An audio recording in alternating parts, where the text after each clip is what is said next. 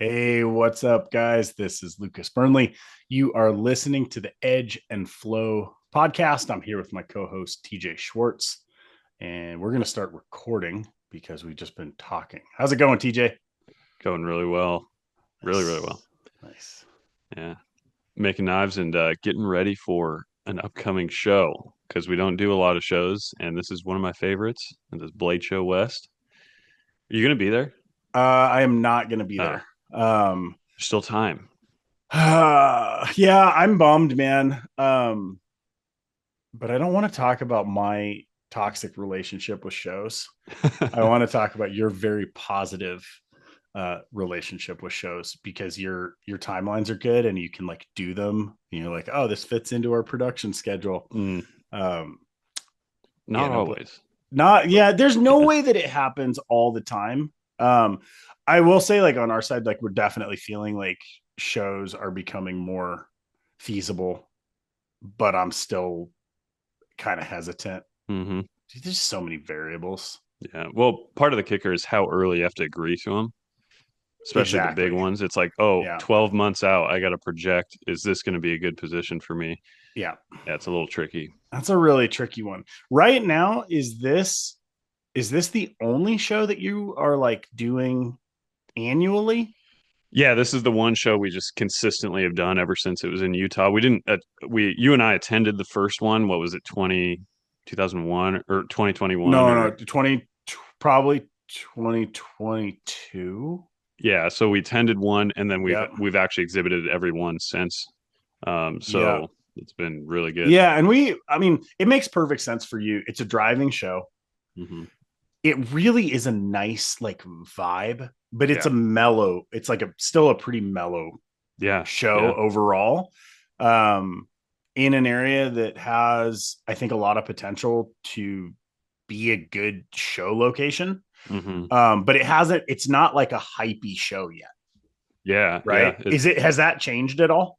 No, I don't think it I've said it a lot about this show. It for a Blade show, it's probably the most unique because it sounds like I can't say it certainly because I haven't been to Blade, Texas yet, but Mm-hmm. Blade, Texas and Blade, Atlanta sound like they have similarities um, Right. in terms of the demographic and what's being sold there and stuff. To me, it just feels like when I go to Blade West, there's Utah folks in there, which are Right. very hunting outdoorsy, and Yeah. you just have a different vibe a little bit in that It regard. feels So a little it feels a little more like an outdoor show yeah, and less exactly.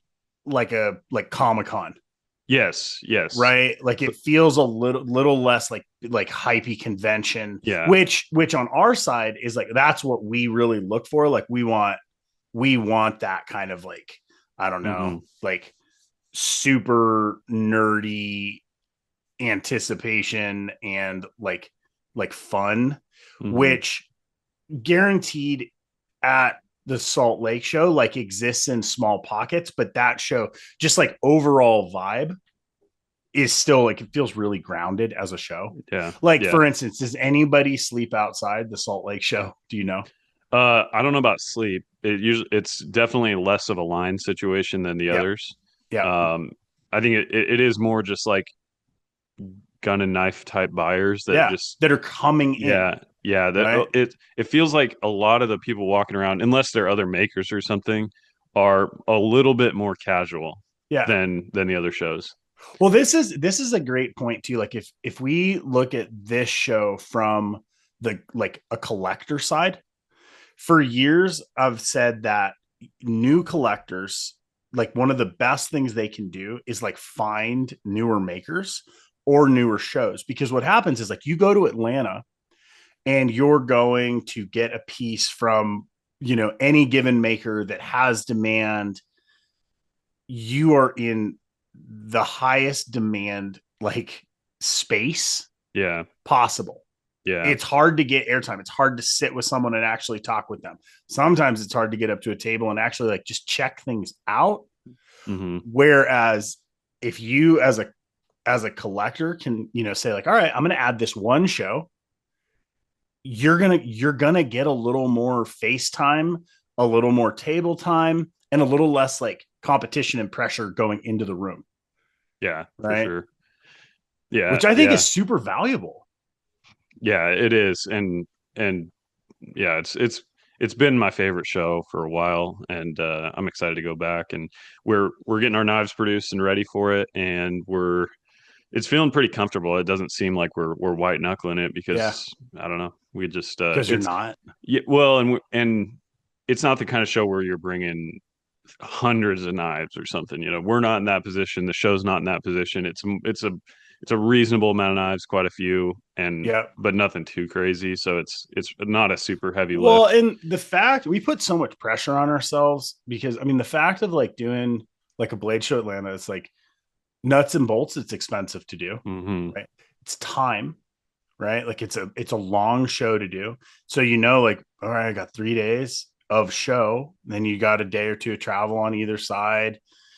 And you like for us, I'm always like, I don't know if it's like a people pleasing thing or what, but I want like our customers to have a really good experience, and Hmm. I want to like bring like top level work, and I want to bring a lot of it, dude. And sometimes it's just fun to be a knife maker and be like, I made some knives. I'm going to the show. I'm gonna put Hmm. them out, and I'm gonna like hang out and talk. That I think probably in certain ways is almost more valuable than really hammering it. Hmm. Um, Hmm. so you get to do that, dude, and you get to drive, which is like one of my favorite things in the world to do is just drive to a knife show, Yeah, right? certainly. Um, are you going solo? Who are you taking with you?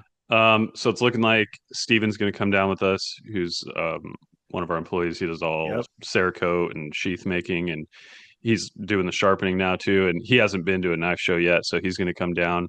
And then my brother-in-law Ronnie, who does our surface grinding, he's probably going to come down again. He just likes Nice. he's peripheral to the knife industry because he does all our surface grinding, Right. but he doesn't necessarily make knives or isn't involved in the industry. So he Right. likes to that's his touch point to kind of see See what's what's going going on. on. And he's been Yeah. to that show, right? Yeah, this will be like Yeah. his third one, I think. So, Dude, there's no way to replace that experience hmm. for employees. So I took Levi to the PNWCI, and he came as like he was gonna film, but Hmm. also like help me at the table.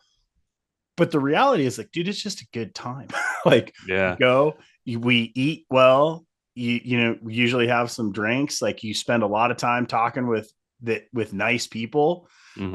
And so I think like I need to figure out how to get Isaiah to a show. It's the same thing because it's like, dude, you put in all this work, but then you don't really see the final result. And like for Yeah. Isaiah right now, it's like he's all shop, right? So he's like role as studio assistant, but dude, he's finishing parts. He's like, he'll run the machine. Like he's all over the place, Yeah. right? Yeah. He just recently got to see kind of a full run of Kihokus, like last step go out the door. Hmm. And I could see like the effect that had. Like, Yeah. oh man, like this is sick. Yeah. The Yeah. show is the next extension of that. And it's like I think if you really want employees to care like we care, that's the thing that they have to see. Like they have to see someone get the knife and be like freaking out over it and like looking Hmm. at all the small details that you've been like, dude, we can't miss this. Like this is not a Yeah. small detail. Like this is why it matters. Hmm. I think that's pretty cool. Yeah, yeah, it's a huge value even for me Yeah. because we've done so many, internet sales and stuff. But Yeah. when you see someone, part of it is like you see someone pick up a knife in a sheath or pick up something, Yeah. and sometimes you can learn quite a bit because it's like, oh, when they went to put it in the sheath, they did this. Yep. Why is it that five people in a row did that weird thing? And it's like it makes you think about the design because, I think quality design doesn't require too much thought. It's like Right. if you're something ergonomic, like let's say it's a flipper tab, Yeah. it's like, well, seven people in a row struggled to flip it and then figured it out. It's Yeah. like I watched them do it. They wouldn't have emailed me and said like I struggled three times and then figured it out. They wouldn't say that. But now like, oh, people are slipping off that flipper tab, it seems like. And Dude, it's it's intuitive design. People will ask me mm, like, "Hey, like like it's not like in my mind, I'm not an engineer. I'm not engineering this really. It's like I make it look the way I see it in my brain Mm-hmm. that I think it should work. And like I'm not doing like studies on ergonomics. Mm-hmm. It's just like this. Okay, I have a medium sized hand. I make it. Does it fit my hand? Someone bigger, someone smaller, whatever it is. But then you're 100% right. You go to the show and you watch someone like struggle with a Kydex sheath, and you forget, dude, I've put 1,000 knives or who knows how many knives in and out of Kydex. I know exactly how they function, how much Mm-hmm. tension. I know what to do if it's too tight. Mm-hmm. Average, collector, folder collector picks up a fixed blade in Kydex. If they can't put it in and out of the sheath easily, that's on you, not on them. Yeah. Right? Yeah. Like that Yeah. right there is feedback that is so valuable. Yeah.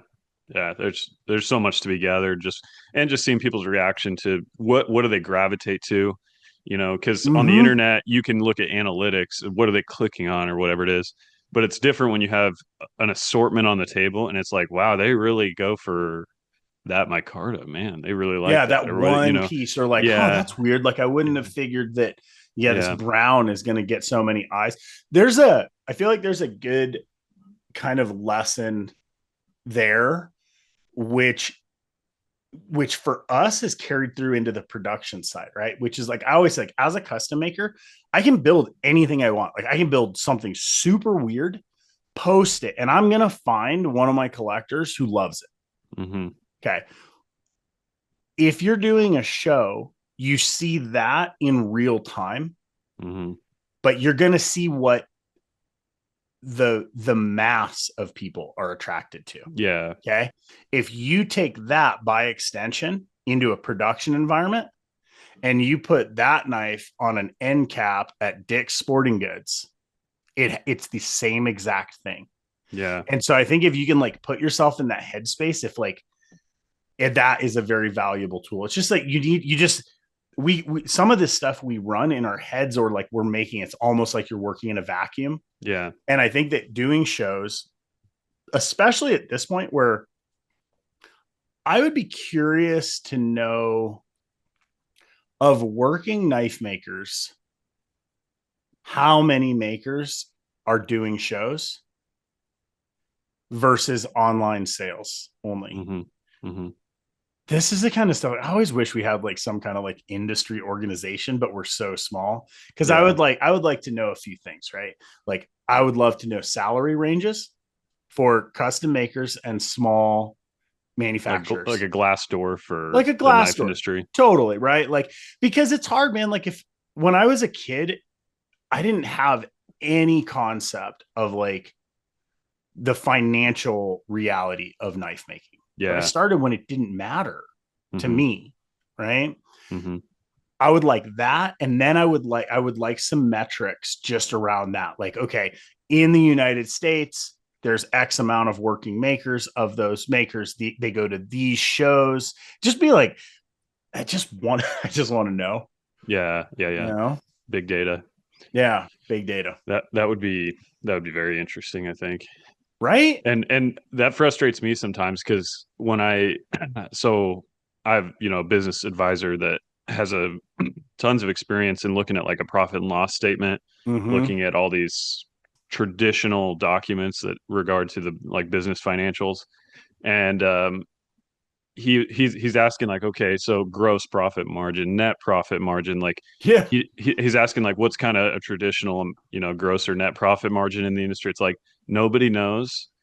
Honestly, people that own their own companies, probably a lot of them don't even know what that is, because most of us are and not like numbers driven, yeah. right? I can And pull it up. I can get you an answer, but it's not first 10 rows of data yeah. in my mind. Well, and if you were to say Google like what is the typical gross profit for a restaurant, Right. you're going to find big data Big data. Yeah. easily. Yeah. And you're going to have like a set of targets. You're going to say, okay, if I have this gross margin, I'm in the top 10%. Or if I have this gross margin, like 90% of those restaurants fail. You know what Right. I mean? And you can gather that. Whereas in the knife industry, it's like, I don't know. It's Dude, I wonder if people like, My original thought, this is a tangent in my brain right now, which is you and I are actually poised to probably figure some of that out as much as anybody in the industry, right? Because of our relationships with manufacturers, but then Hmm. also at different scales, full huge mass market manufacturers down to mid level or like micro manufacturing down to custom.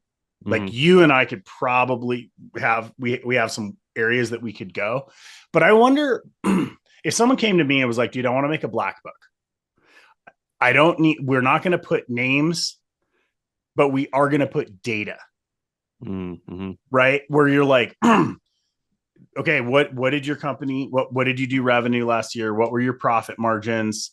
How many models did you sell? Whatever it is, right? Where else did you make money? What did you Hmm. invest? Like what's your debt? Like that kind of stuff. If you could just look Yeah. at this and be like, here's 50 businesses, here's what they're running, and you can be like, I'm doing good, I'm doing not good. It's not people always say like run your own race, and I fully agree with that. But Hmm.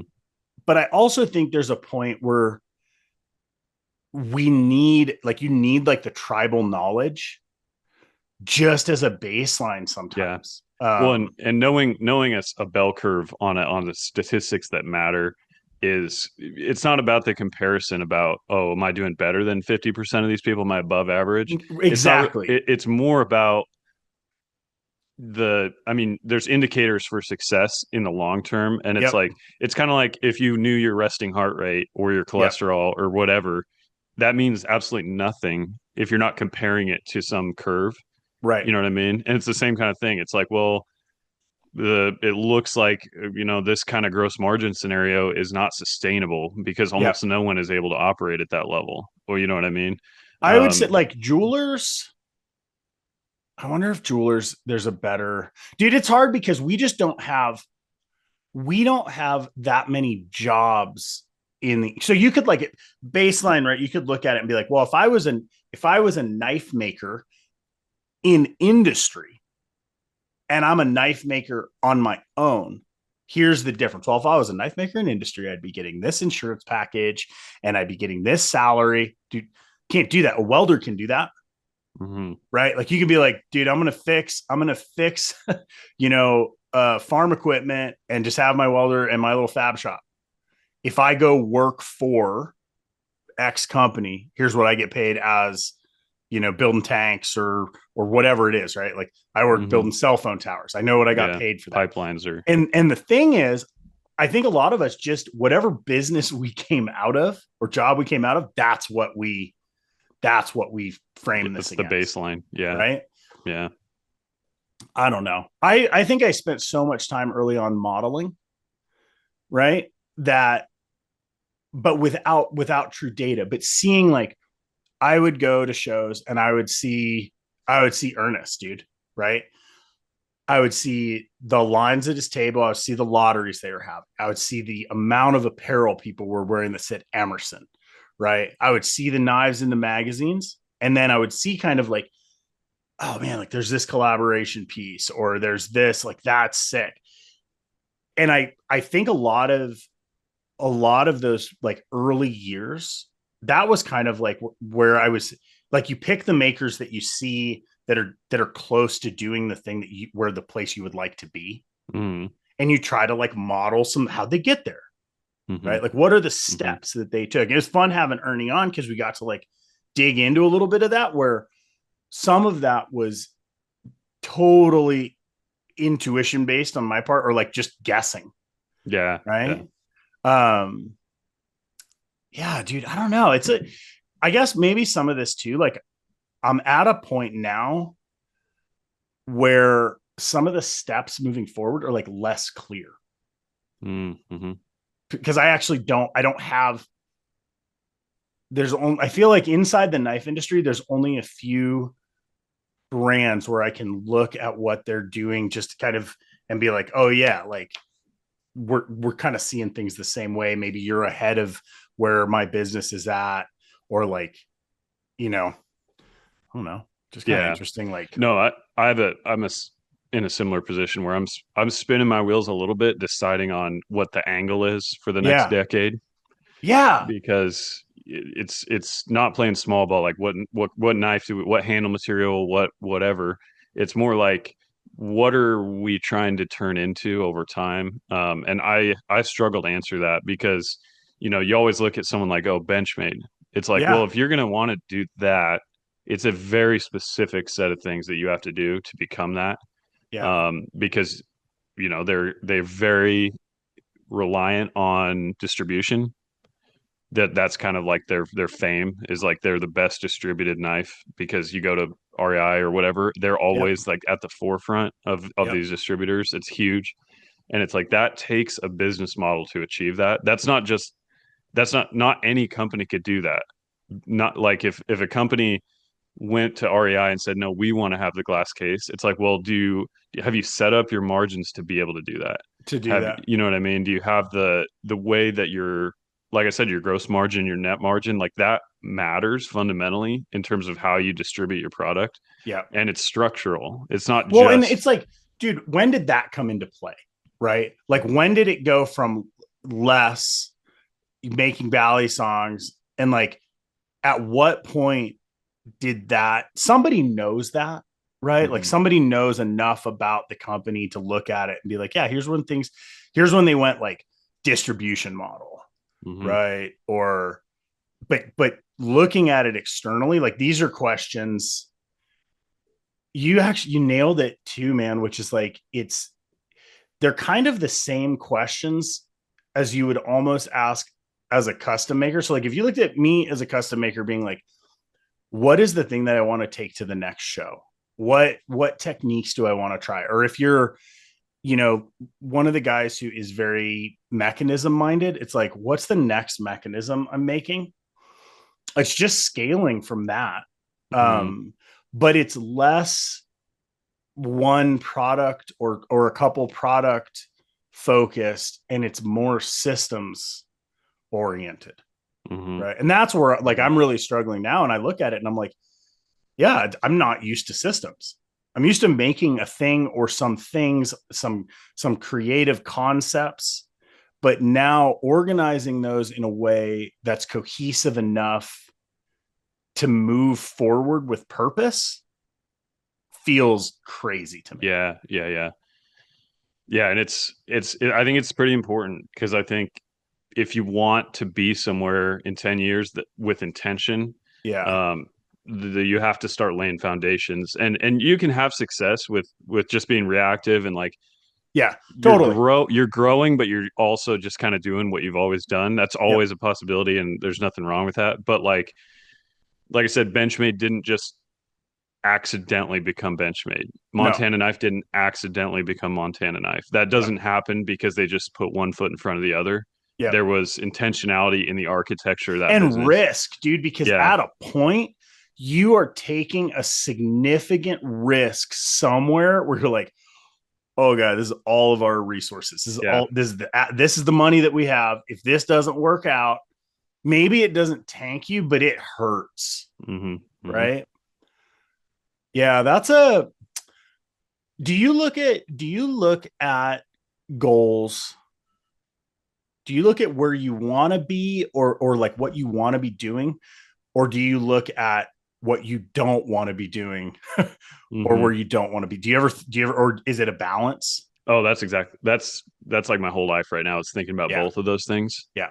Um, and looking at companies out there in the field, and imagining where there could be a company that isn't. That's the other thing. It's not Yeah. always about following another path, but I think about that a lot, because the way I see it is, if you want to be where another company is in size, or in the market space, or in the way that they sell knives, or in their, quality to value area, Yeah. um, you can, I think for me, the way I approach that to follow that path is, you don't look at what they have and try to replicate it.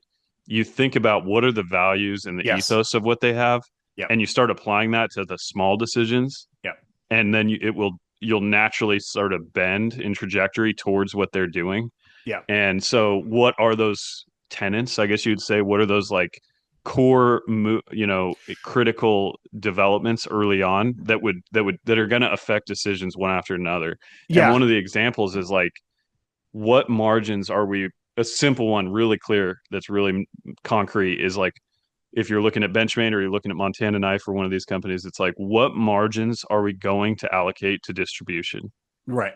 If you're Benchmade, you're allocating a lot of margin to distribution. That means the product design and manufacturing has to play in that space that allows for that distribution to be Yes. paid for. Yes. And it's like that affects the design of the product. Yep. It affects the way you're going to scale the manufacturing and the way you're going to price your product, Yep. and which in turn affects how you're going to market it. You know what I Yep. mean? And so if you're making a decision like, we want to be the company that you see when you walk into Cabela's, Yeah. you got to start making decisions right now. And so I think a lot about that, because we're a little bit like a flag in the breeze right now, because we Yeah. have this general idea that we're going to be like a direct to customer. And I like the direct to customer. I don't think we want to go with distribution in a macro sense. But you look at Montana, they're an interesting one because they're direct to customer. They don't do Mm-hmm. retail. But the way that they're getting exposure as opposed to the distribution is they're collaborating with influential brands and people, Right. and that costs money, right? Yep. Inherent. And so there's like, they It's have a you're little, always you're giving a yeah. cut somewhere. Okay, hold on. My brain, I want to like do like four, see if I can like actually maintain where they were. One, the idea of modeling is you're absolutely right in the fact that like the goal is not to do what a company is doing or what a maker is doing. This falls into the understanding of the steps that maybe a company took to get to a point, and then Mm-hmm. aligning them around your work, your values, your priorities, Mm-hmm. right? Mm-hmm. But seeing certain intentional steps. This is like a good analogy for like, good artists borrow, great artists steal, where it's like the goal is like you end up with a company that's totally different, but the DNA that's there, you're like, okay, they did these steps. Like that Mm-hmm. to me is valuable. You see this with custom makers, where if you learn from a maker, there are guys whose work looks exactly like that maker's, or people who take the process and put it into their own visual aesthetic. Mm-hmm. Right. Mm-hmm. Okay.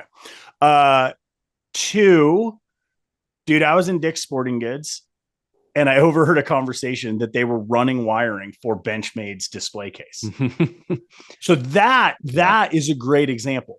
You are running, they did a drop down power supply, like what we would run for a machine, to light up a big beacon of Benchmade. Yeah.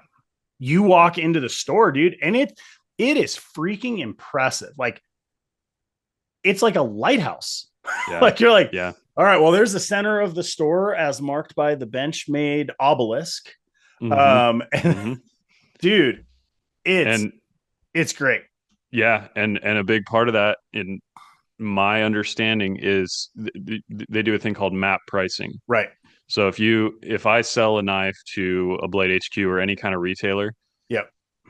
the general agreement, that like standard contract, is like they can sell it for whatever they want, right? Right. So I tell them what the MSRP is, I sell it to them for X amount.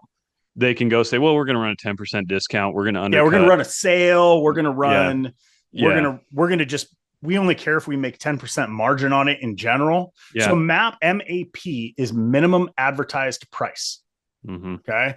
So for you guys that like have never heard of this, the idea, if you ever get a coupon that is like, respond to this email or put the item in your cart and you will see the price, that is a workaround for MAP, because they can't tell you how much the product is. They can't advertise it. Mm-hmm. Okay. Mm-hmm. So Benchmade protects their MAP.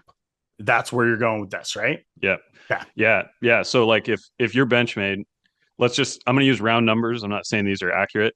If you're Benchmade and you want these retailers to have a large margin, and that's what motivates them to do all this extra Yep. work and put you at the forefront, Yes. you would give them the large margin. So you'd have a high MSRP, offer the huge margin relative to other companies to Cabela's. Yep. But if you don't have MAP pricing in place, then Cabela's, Bass Pro, and Dick's Sporting Goods, they're all going to start to compete with each other. And that large margin you're trying to give them is going to get competed away.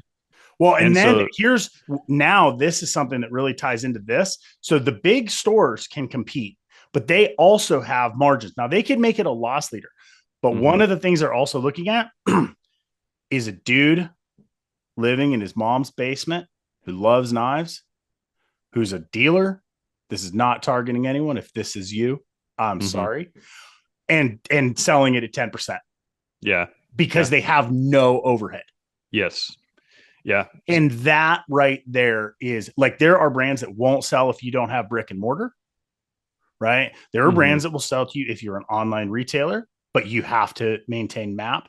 Yep. And this is a great example of something that, did they protect that from the beginning? Was there a hard lesson learned? Was there a decision at a point to can you reel it back in? It was about 2015 when they went to MAP. Ooh, so that's amazing. Yeah. I've got a story around that, which actually maybe we could get into. But yeah. So basically, if they enforce the MAP, all the retailers that get a Benchmade, they have the security of knowing that they can sell it for that high margin, and somebody's not undercutting them around the block because Benchmade is telling them they can't. Right. So then inherently, if you're at a high margin position with MAP enforcement, if they sell a Benchmade, they're going to make more money on that knife than any other knife they have, because all the other ones are subject to competition from the other retailers. Yeah. So what are you going to do if you're a retailer? Yeah. You're going to sell as many Benchmades as you can. Yeah. You got great margins. I think that also, I mean, Benchmade is pretty consistent. I mean, there are companies that are not consistent in their sales, in their support of distribution. You know, I would imagine Benchmade probably is pretty dialed. This is tangent number 2, I think, which is, I don't know how often I hear someone say like, "Oh, Benchmade's overpriced. Benchmade's expensive." It's usually in a conversation where Benchmade is coming up as this insanely dominant force. And this is something that with makers and human nature is super confusing to me. We are talking about how effective they are, how strong in the market, how visible they are. And people's brain go, well, it's too expensive. Well, no, we can make the argument that it's not, because they're in this position. It's actually not too expensive. The flip side is like, it's a sick price for a product is 0. Okay. Dude, if you have a product that is $0, you're going to sell so much of it. It's not the point. Like, you don't want to do that, right? Yeah. As makers, we need to really look at the concept of value as, I think, multiple layers of actual manufacturing costs, market value, like how people interact with that product. What do you want it to provide for your life? But just looking at something and being like, it's overpriced, it's not, man. Cause it's if something is a price that you don't like, it means it's not for you. Yeah. That's all it means. Too expensive or too inexpensive. And I think if people look at, usually it comes up when things are too expensive, but the reality is most of us have some category where a thing is too cheap for you. Yeah. No, that's not the quality I want.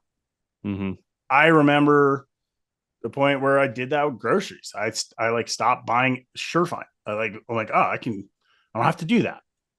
Right. We guaranteed do it with tools. Yeah, totally. Yeah. There's price itself can indicate quality, and a low price, even if it like take 3 products that are identical and price them all differently. The type of person that doesn't like buying cheap stuff is not going to buy the cheapest one, even though it's the same. If you have 3 things of equal quality, in the market, if you are not knowledgeable in specifics, price is the first indicator. There's a lot of information in a price, which and that can be false, right? Like if you look at luxury, like the luxury market and like luxury goods, an argument can be made like, well, yeah, a Birkin bag's not worth 60 grand, Mm-hmm. but why? Is Yeah. because people are looking at it from the manufacturing standpoint. Mm-hmm. If you don't understand the price point, it's not for you. Yeah. Yeah. Yeah. Yeah. Right? It's people are buying it for other reasons. People are buying it for other reasons. Yeah, certainly. And So, yeah. little side story. Speaking of that map thing, so you guys are familiar with Mastrop. You know Mastrop. Oh, yeah. So their whole business model was they started out with it was like cameras and digital stuff on this Yep. forum, and they're like, what if okay, reach out to Canon who makes Yep. cameras, ask them what their minimum order quantity is, Yep. and for like a wholesale deal, and let's say they're like, oh, it's 100 cameras is the buy-in. So on this forum, they're like, what if we got together and made like this little website where we all sign up and put our information in and pool our money and do a group buy and buy those 100 cameras. We get 100 of us, we each get a camera, and we say take the wholesale price and we add like 5%. So we can run the website off of a tiny margin Yep. because a retailer has to buy and have the risk of having the inventory Yep. and then sell. So they got to cover their risk. If you do a group buy, there is no risk because if you don't get 100 people, then you just don't order them. And so they made a whole website out of this where you would go on there and you would see all the products from all, I mean, we're talking any kind of product. Everybody. I remember Yeah. around like Beats headphones, and Yeah. so like anything kind of but it was tech kind of started, right? Yeah. Like, Yeah. It was founded in like headphones and audio yeah, it equipment was and like all this audio stuff. equipment and stuff. Yeah. Keyboards and Okay. stuff. Yep. And so you go on there and you say, I want that. And the price is nuts. They Yeah. list a price because they're taking the wholesale price, they're adding like 5%. So you sign up and it may be 60 days before you even get it because you have to wait for the group buy. It's kind of like a little bit of a Kickstarter kind of feel to it. Yep. So anyway, What year was this? Are they still around? they renamed to Drop. They're They just Drop. renamed to Drop. Okay. Yeah. And I I think they're remember that. doing really well, actually. Was Massdrop the first one to do that model I've not or at seen someone scale? do it like that. I There's a, remember seeing them first, and it was funny because they got into the knife industry, and they were actually like a huge force inside the industry for mhm. X number of years. When did that start though? 20. So what happened was they were selling knives because it's just another category. They're just like, Yep. we'll just do group buys on knives. We'll, get these people together. And then they got enough resources where they started to want to do in-house products to kind of I augment. remember that. Yeah. And so they were selling, I don't know when they started selling knives, but they were selling Benchmade, they were selling HK, Heckler and Koch, Yep. and all this stuff. Ooh, I might have been wrong earlier. Let me add this. So HK, which was Yep. Benchmade's gun partner, Heckler and Yep. Koch, they Yep. had the HK version. This is what it was. So I don't remember, I don't know when Benchmade started doing map pricing. Yep. It would have been a longer ago than I thought, but HK, they didn't do the map pricing on. Oh. And so what Massdrop was doing is they can't buy Benchmades through this group purchase thing because it violates map pricing because that like 5% margin Right. is in violation, but they could do it with the HKs. What happened in 2015 or 16 is Benchmade killed the HK deal. So Massdrop lost the ability to have a Benchmade Huh. product on that website because that was the one spot where they could do That it. was like the So back they door. reached out to us and myself and Millet, and that's where we ended up with the Perpetua, was because the killing of HK left that pocket where they couldn't get a Benchmade. So they're like, we'll just make something in house, quote unquote, in house, and hire an OEM. And that's when Massdrop came about. So talking to them is how I got so much information about all the map The map. stuff and Yeah, all yeah, that. yeah. Yeah. So, Oh, that's super yeah. interesting. For you guys listening, do yourself a favor and try and find one of those Massdrop Perpetuas. One, it's a sick design. The price was insane. You guys had that price point so low. It's an awesome knife, and I don't really like see them pop up. Yeah. Do you remember like total numbers? Do you know how many got made? Um, in the low couple thousand range, something But like that. that's enough. Yeah. Go find a Perpetua. They're sick. Yeah, yeah.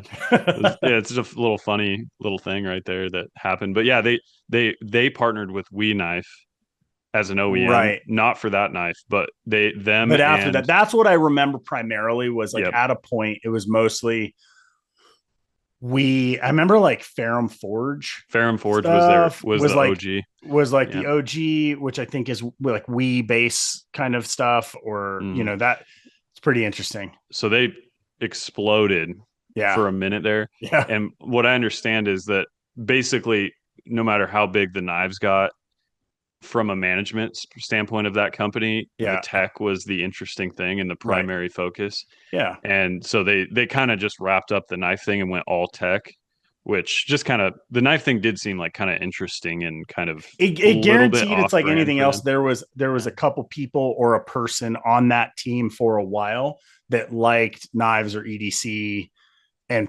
pushed that initiative. Yeah, yeah, yeah. Right. Because I remember, who was the guy that we would always see at shows? Jonas Remember Heineman. Jonas. Yeah. Yeah. Okay. And he left the company, right? Yeah. Hmm. Okay. So I would guess that he probably had something to do Yeah. with the knife side. Yeah. But yeah, that's a cool piece of knife industry history is the mass drop thing Yep. because everyone was talking about them. I know all the companies were talking about them because it was kind of scary for a minute there. They're like this group buy thing.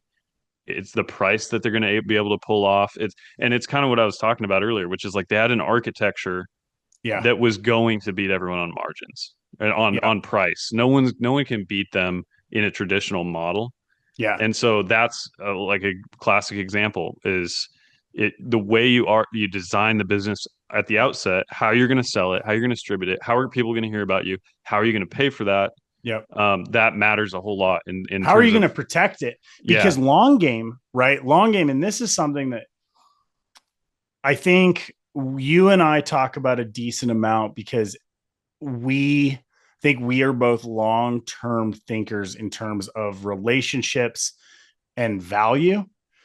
The knife industry is really hard financially, it can be. And so we see it's really easy to make a short-term financial decision that like moves the needle now, but isn't a good hmm long-term play, right? hmm I think about it in terms of collaboration a lot of times. Like I see yeah, people, you're just psyched to have someone that wants to work with you. They might pay a good percentage. They're promising something, and you jump at that, and it's like wasted time, wasted resources, whatever, yeah, right? yeah, On something like Benchmade side, Mass Drop could have sold a lot of knives, but that would have guaranteed that would have damaged their relationship with their like key partners, yeah, exactly. because it's like, what the heck, guys? Like you guys you're selling these knives and these numbers and they're buying them here. What's the reason they're going to come through our doors? Yeah, That's yeah, the yeah, kind of thing like you can't, it's pretty hard to like take that back, unwind it. yeah, yeah. Right. That retail margin that Benchmade has, that's their golden goose right there. Yeah. And a deal like that just kills the golden goose. You know, it's Yeah. like all of a sudden then you'd have a race to the bottom across all Yeah. your retailers, Yeah. which would mean that the knife no longer becomes the best margin for the Yeah. retailers, which means they're not going to push it that hard. It's like Yeah. a domino effect. Yeah. So yeah, it's an interesting thing. So I think a lot about that right now in our business because how we manufacture and how we price fundamentally is not gonna it's gonna decide what we can and can't do. It's gonna Right. set actual boundaries. So if we want to have a small gross margin, we want to have like let's say customer pays us $1 for a knife. If we Yeah. want to spend as much as possible on the knife, Yeah. we are going to be barred from doing distribution. We're going to be Right. barred from paying large amounts of money for like influential help. Right. And so it's like you're just counting on word of mouth at that point. Yeah. And there's a bit of a risk and a slowness in that. I like that model, but it's a little bit sketchy feeling to Mm-hmm. not, you know, do it the old fashioned way, which is like you save a bunch of money on the back end to go get the word out there. Right. So I go back and forth. I think a lot about it for sure. Yeah. It's it is, the size of the questions just keeps getting like Yeah. bigger and more consequential. Like, man, I don't know. Uh Another kind of like pop-up thought, which I don't know. I don't know how this came from the mass drop thing. Is going to be a stretch, dude. Are we right now? So sales mechanism, sales platform, thinking about makers, thinking about options. I was thinking about this coming into the shop today. Are we in a golden era of ability to become a small company based Yeah. on Yes. machinery and technology? Certainly. Okay. Hmm. Where my head was at with it is I know where this came from. Kickstarter. Okay. So brought up Kickstarter, brought up Mass Drop. Dude, if you go on Kickstarter at any given time, there are 5 machines that are being released that as a small business, you can basically afford that would give you some kind of insane industrial capability. Hmm. Okay. So like you'll go on, you'll be like X tool.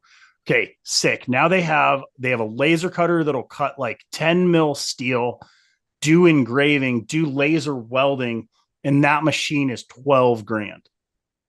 12 grand may sound like a lot if you don't own a shop, but in the big picture of things, like that is that is Yeah. short money. Oh yeah.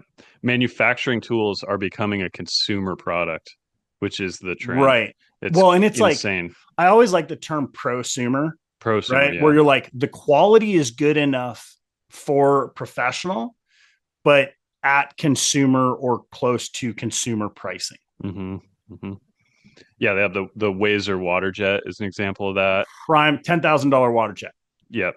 Whereas the next Um, one up from there is like what, 70 or something. you know So what's interesting? We were just talking about this yesterday. Is Omax makes a small form factor water jet, and Omax like a lot of the big shops like it's like professional. Like Wazer was like a Kickstarter water jet, but hmm. it's Wazer. Omax is you go to your water jet company, or whoever's doing water jet, they might be running an Omax. Yeah, yeah, They industrial do a grade. small form factor that's like 27 grand, and I've always wanted one. Because I want to own all the Yeah, process yeah, yeah. all the time.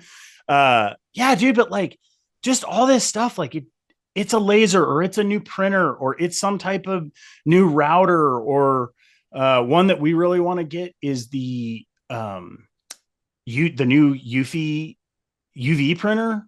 Mm-hmm. Like this stuff these are things that like haven't been available, and then this tying in, you made a really good point around like software, dude. Like 15 years ago or more, to get into a CNC machine, like basically you were probably getting SolidWorks at like a $20,000 seat. Well, SolidWorks and like Mastercam or Mastercam, Gibbs yeah, Cam or something. Yeah, it used to be that you were gonna have to budget 20 to 30 thousand dollars if you're gonna do it, legally. yeah, yeah, legit, You're gonna have to budget like tens of thousands of dollars on software yep, to be able to run most of these CNC mills and things. And yep, so we talked about like the revolution of Fusion 360 and how that changed everything, yep, because none of this equipment that you're describing that is for manufacturing works without CAD. You right, can't run a laser without a design, right? You need to right, have a drawing. And so the CAD revolution, I think, in terms of Fusion making it accessible, especially the free version for students and all the stuff that they did, brilliant move. And I think it staged this because now we have like a generation of people that actually know CAD. yeah, And as soon as you know CAD, if you've ever messed around, the first thing you want to do after you've got like the most basic set of skills is like, now I want to make this. yeah, But you don't really think about running a CNC until you have your feet wet in CAD because you're like, yeah, wait a minute, I get it. I know how to design. It connects the dots for people. And 3D printers, I think, were a huge thing in connecting those dots for people because they're going into Fusion, designing a little widget or whatever, some cup holder, whatever, and now they're making it, and that like loop that they've created there yeah, is like it's seared into these makers' brains for the first time of like a computer design thing that is made by some sort of automation system. Yeah. And now it's proliferating into water jet, into laser, into, like metal 3D printing Yeah. and all. Well, It's and all the crazy. skills are all interrelated, right? Like, Hmm. dude, I don't know. Like the 3D printer thing is still like mind blowing to me. I've spent Hmm. so many years just building things by hand that the ability to draw something and then physically create it out of nothing, basically, like some plastic, some fat fishing line, Hmm. is nuts to me. It Like, is. it's wild, dude. I mean, I was thinking like a lot of companies now have like there's proprietary software, right?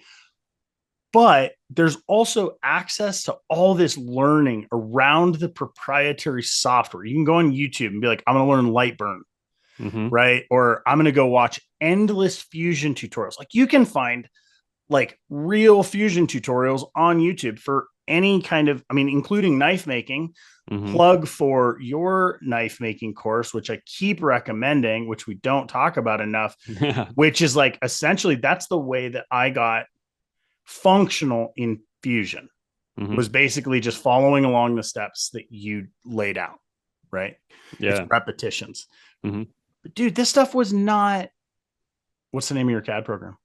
Your training, Designincad.com. designinCAD.com. It's Hmm. really good. Uh I don't know, man. The stuff it's like there's like I don't want to say ebb and flow, but it feels like over the last 20 years, you can kind of like in the time that I've been in, you like catch these little waves and it pulls you to the next like change in the industry, which is Definitely a surfer. really, yeah, it was just like really fun though, Yeah, yeah, right? It's like you totally. get a little bit of a push and then you're like, all right, that I'm just on it for now. Hmm. Hmm. And then something else kicks in. And right now it does feel like learning things and bringing in process, adapting process, at least on my side, is like super interesting and also a trap in the other stuff that we're talking about, which is like, how do you lay out this like structured framework for like future growth? Because I can't, Hmm. like we say, I can't grow all the time, right? Hmm. Hmm. Yeah, and what I love about all this is you can now prototype a process, You can prototype a process. because it used to be you either laid out $1 million to just get started Yeah. because you needed the CNC mill, you needed the bevel grinder, you needed the water jet, you needed the Yeah. laser.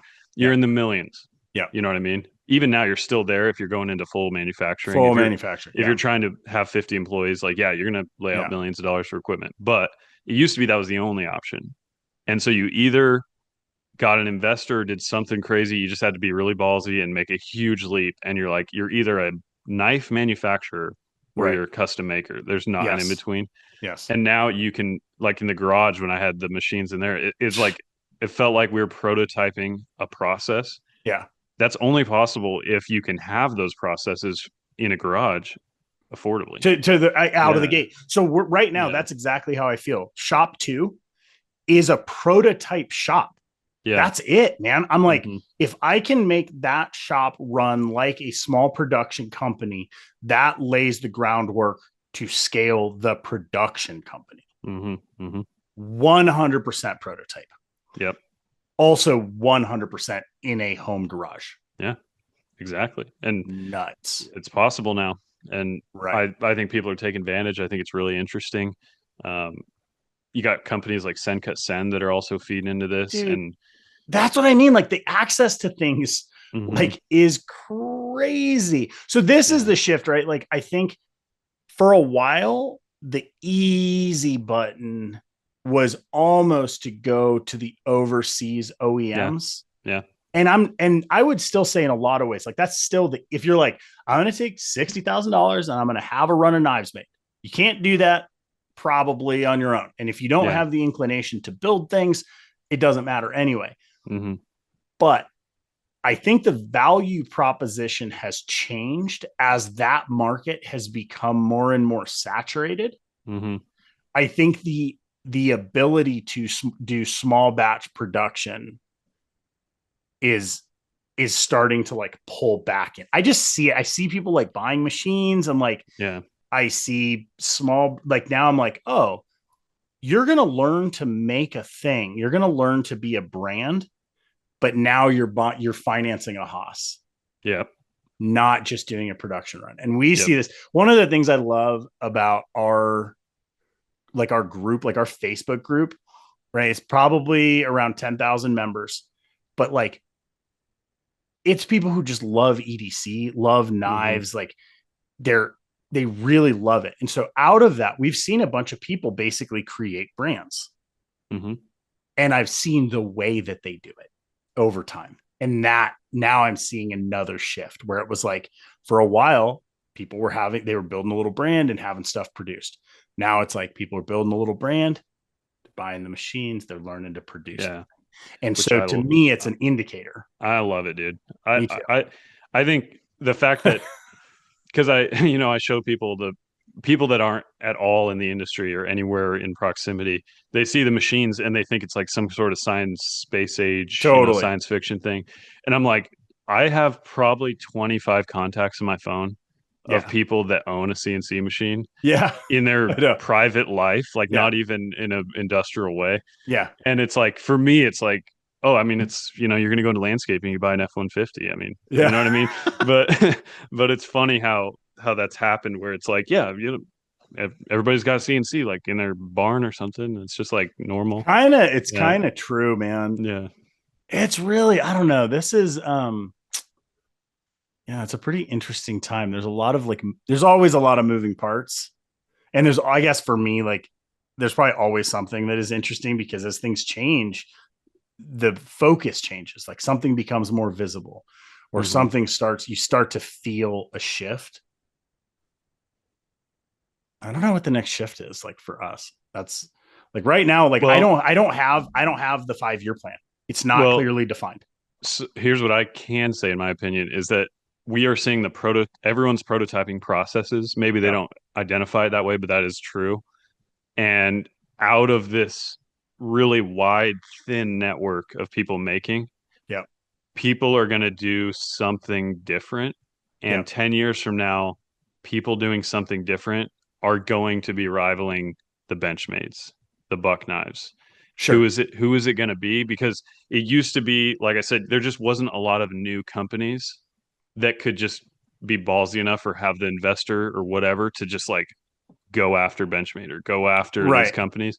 But now you've got this just wide swath of everyone's able to prototype processes. Yeah. And it's just a natural part of capitalism is like Yeah. people are going to figure stuff out that wasn't figured out before and they're going to grow and there's going to be these companies that come out of it.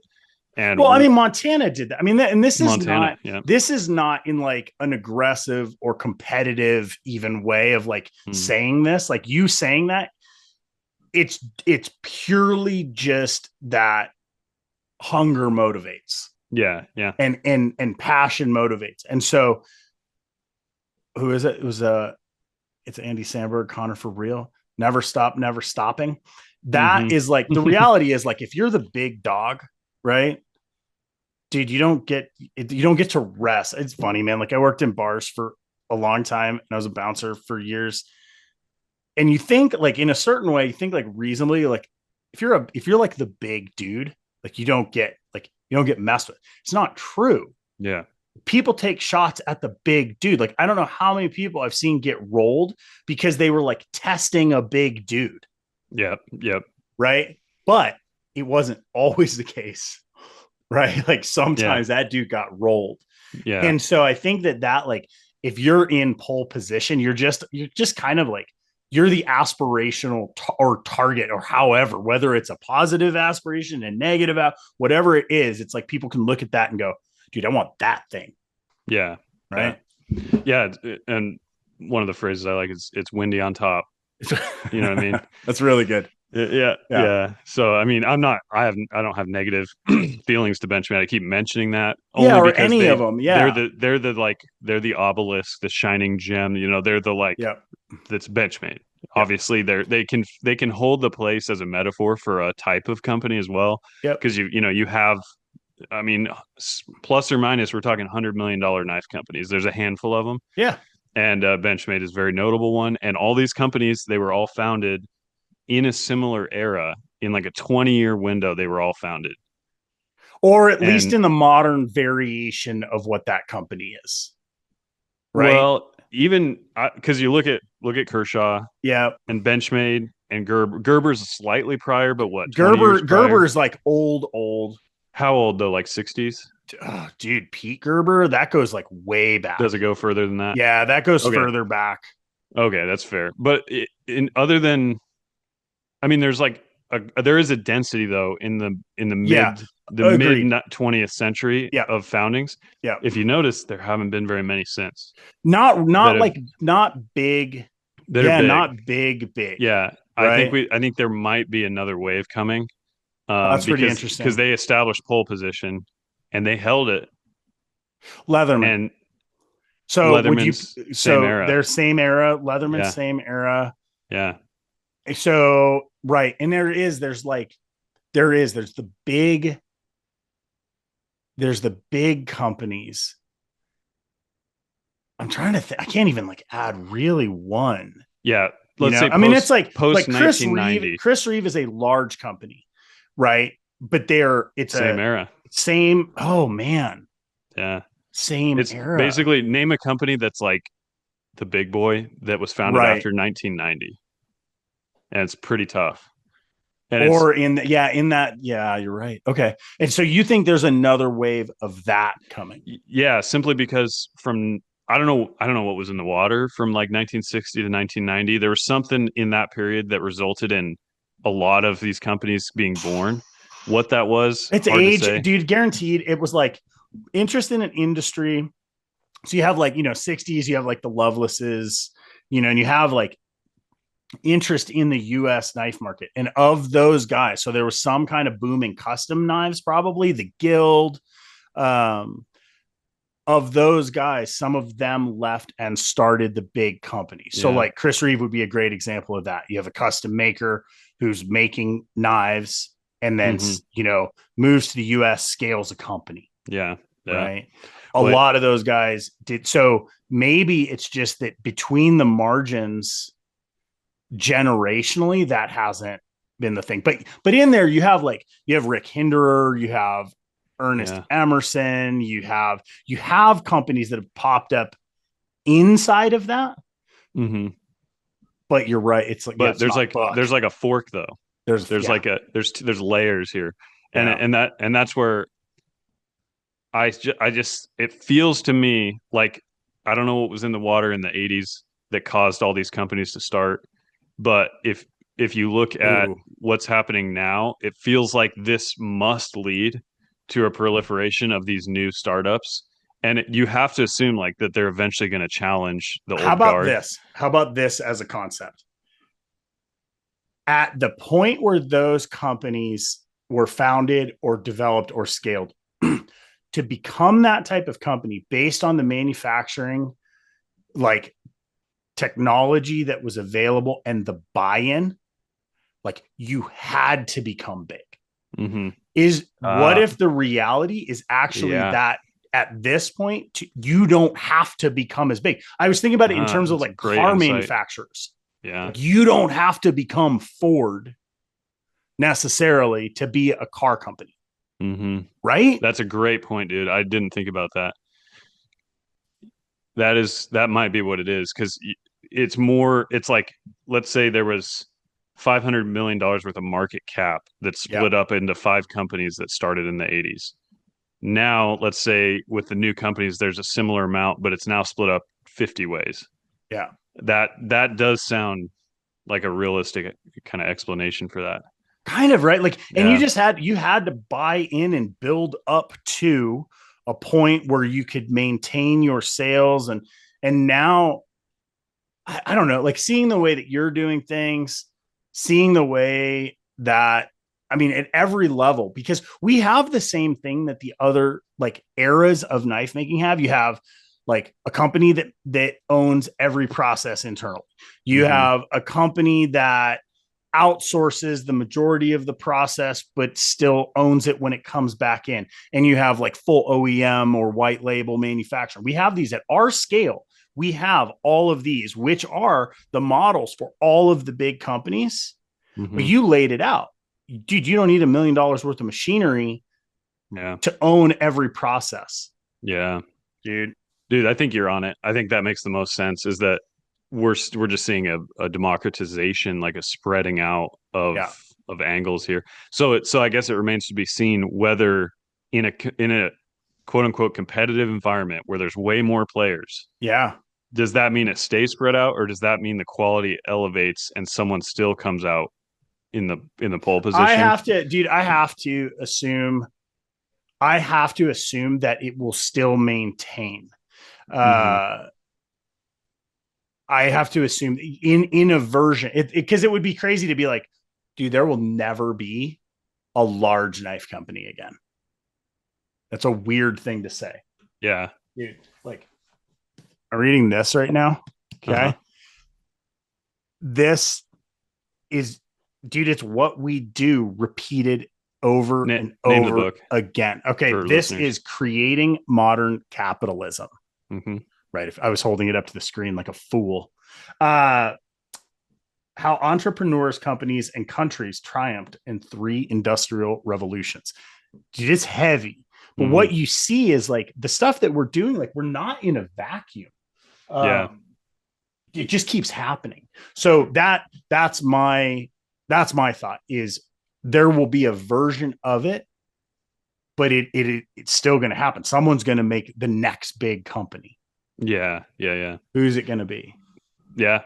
It's it's interesting, and I'm gonna have to think about that a lot more because Is it there's Montana? I mean, is Montana poised to be Montana? It's Montana right now. yeah, Montana. I think they are clearly a rocket ship. I mean, Yeah. they're probably the fastest growing knife company in the history of knives. I can't. I honestly doubt any company Yeah, has grown gut as fast as response, them. right? Unverified, but I would agree. I mean, And they're because they're fully utilizing the resources that are available to all of us. That's yeah, the thing. I mean, they went from zero to tens of millions of dollars Yeah. in 3 or 4 years. Yeah. No, but I don't. Yeah. There's not even And that they're many. they're like breaking ground on like a huge the Yeah. thing is they're building the framework to be a big company. Mm-hmm. So that right there, I mean, you just answered it, probably. Mm-hmm. Mm-hmm. Because nobody else is doing what they're doing. And once again, this is my favorite thing. Listen to where people tell you that something can't be done. Yeah. Okay. Listen to your gut. And when someone tells you like that doesn't work, that doesn't scale, listen to yourself and see if that tracks because Montana is proving a lot of those conversations Yeah. wrong. Props to them. What if you went back to 2019 and you said, listen, you talked to all the knife company people, all the Yep. knife industry people. You said, here's my business plan. Yep. I'm going to start a knife company. We're going to sell fixed blades only, Only to hunters. only to hunters. We're going to be our target is $25 million in 4 years. And we're going to be a premium product. And we're not going to sell folders, and they're going to be like about $300 a piece. And we're not going to do knife shows. And we're not going to sell to retailers either. People would be like, dude, and we're going to do a drop model. Yeah, it would seem impossible to look at it. Some people. But now in hindsight, it's like, well, that's exactly what they did. Props. So yeah, props. Oh, dude, that got me fired up. That's the thing, man. The knife industry, I love it. And I love when people are successful in it. And I love when a brand proves dated concepts wrong. Yeah. That to me is the most impressive thing that Montana Knife Company has done. Okay. It seems like they're building like a cool company culture that's true to them, right? Mm-hmm. Mm-hmm. It seems like their customers are psyched on the product, which is awesome. Mm-hmm. And they're doing it in a way that like the majority of the industry would have said won't work flat out. Dude. Yeah. Yeah. Just inherently, just the fixed blades being that mass marketable was not believed to be true. dude, sick. Dude, I just got Yeah. fired up. Yeah. I love it, Yeah. man. I don't know. This all ties in, right? Like, cause if you look at like the conversation around modeling, right? Do someone's going to model after Montana. Yeah. And that's a really good model. And you know what it did? It broke down some barriers from old ways of thinking, from things that won't work. Because Hmm. now you have a thing where you can look at it and go, oh, that was really cool. I would change this. Or like, if I do this, this is how I would do it. But you're like leading the way in thought. And like, to me, for the knife industry, that's super valuable. Anything that comes in and can support our industry, even indirectly, just from like a kid picking up a magazine and seeing an ad that gets them stoked and seeing like, oh man, this company's rad. And like, look, the founders are hunting and like, I really like this product. And like, look at the dude, that to me is pretty amazing. Cause Hmm. it's like you as a company, you have to have an attachment point. You have to have a place for someone to come in and care about what you do and care about the product. And it's easy at a custom level because we're dealing with human interaction, you know, customer to maker. Hmm. That is the value, right? Like, as companies scale, that proposition starts to change. Yeah.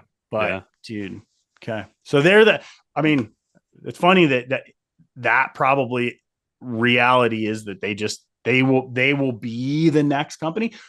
And there's a lot of steps between here and being, you know, Yeah.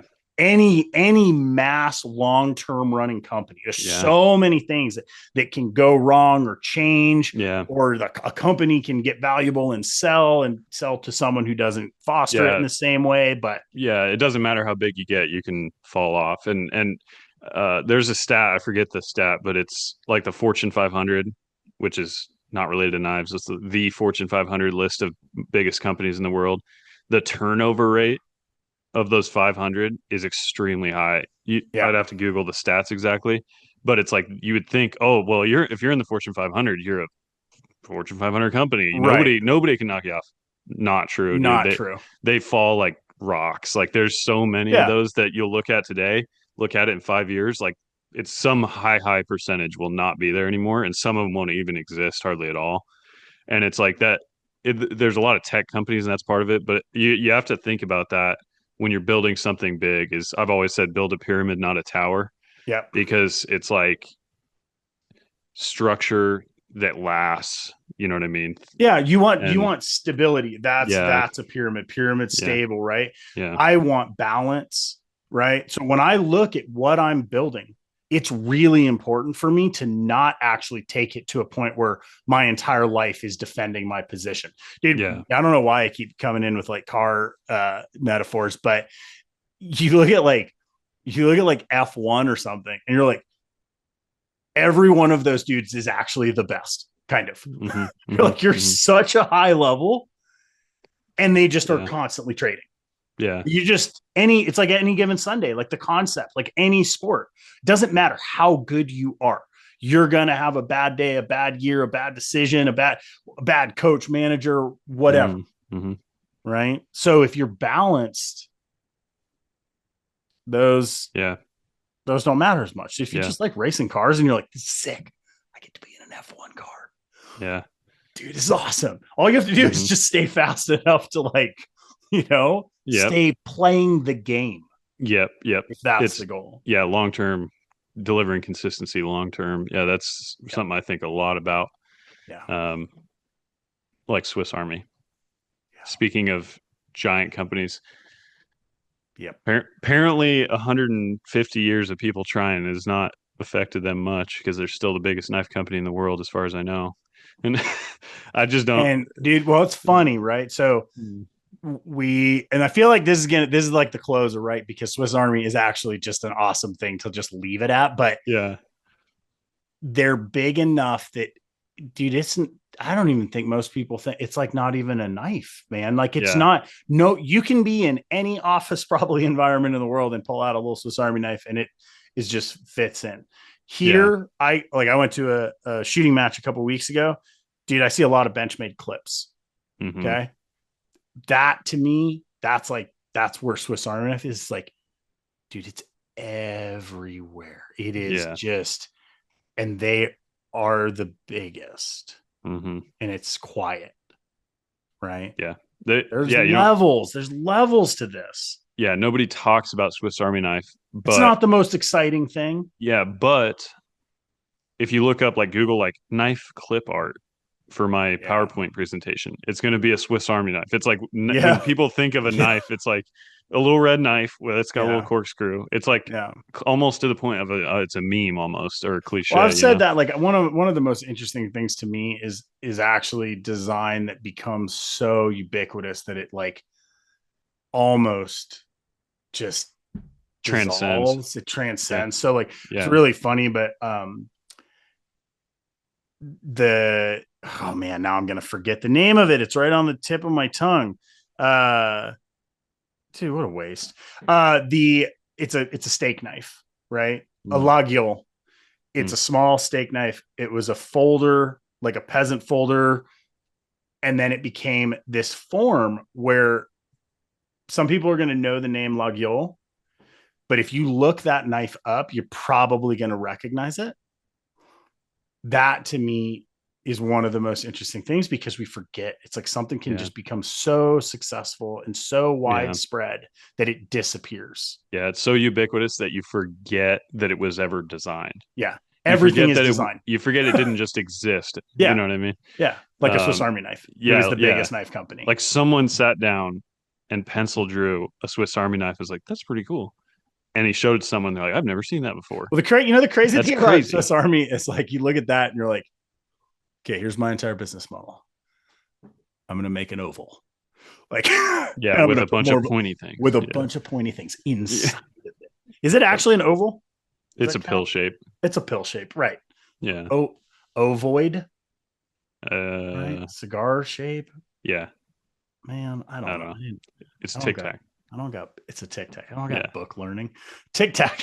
Yeah. Okay, so takeaways from this episode. Hey, if somebody tells you that something's not going to work, maybe don't listen to them. Hmm. Yeah. Maybe you should, but like think about Filter it. all incoming advice Yeah, because most of it is wrong. probably including ours, but we're not giving Yeah. direct advice, Including ours. including ours. Like Yeah. at some point we're going to start doing things in a really dated way. The Yeah. thing about that is for those companies, for those people, they're already at a point where that thing works. So when you're modeling, it's like you kind of look at steps that it took to get to a place and understanding that that place will change. Like Hmm. it's going to change. It's going to, you know, interesting brands at some point, for the most part, maybe stop doing the interesting thing because they are doing the stable thing. Hmm. There's a lot to this, but Yeah. I don't know. Next big knife company. Let us know. Who do you guys think? What do you see? Do you see Yeah. anything in the industry that leads? Let's pretend this is a horse race. Where's the money? Oh, dude. Where's the Okay. money? Time to start a pool. Yeah. That's pretty funny. What company crosses this financial line Yeah. first? Yeah. Yeah. Okay. Thank you guys for listening. TJ, dude, that was a really fun one. Yeah. I went totally different direction than I was picturing, but I that was know. a great one. We should have stayed on Blade West more probably. Um, have a great show. Guys, go see TJ at Blade West. Go hang out. October 10, 11, I think, Yeah. Go to a downtown show. Salt Lake City. Yeah. It's good. Thank you guys. Take it easy. Peace.